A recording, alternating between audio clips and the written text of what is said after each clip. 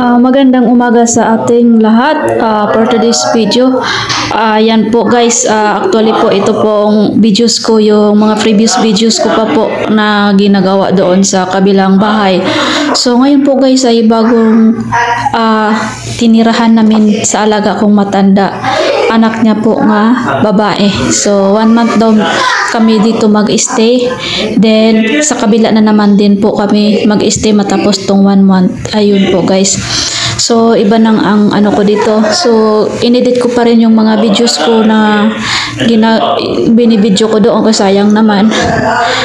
Hindi ako inoobserbahan ko muna yung ugali nila, baka bawal ako magbibideo dito.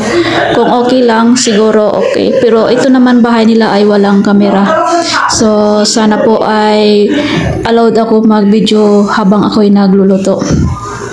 So ayan po guys, sobrang saya ko po dahil po ay pinapakonek ko agad ng wifi sa anak niya dito. So nakita niya ako ay hawak-hawak ko yung cellphone ko. Sabi niya, may wifi ka ba? Sabi ko wala. And then sabi niya, akin na yung cellphone mo. Yung pinakonek niya ako. Sobrang saya ko, natuwa ako. Sabi ko salamat po. Sabi niya walang problema, walang anuman po, sabi niya sa akin. So mabait siya. So mabait naman din tong babae na to. Siya nga ang tagabigay ng mga alahas na mga relo yung piniplex ko dati. Ayun po guys. So i-shout out po sa aking mga ka-team, Team Gandang Buhay, sa Team Australia, sa Team Fishing Hunter ng Fishing Group, sa Team OFW. Ayan po guys. Ayun, ito po ang niluluto ko ngayon guys. So balik-balik po siya.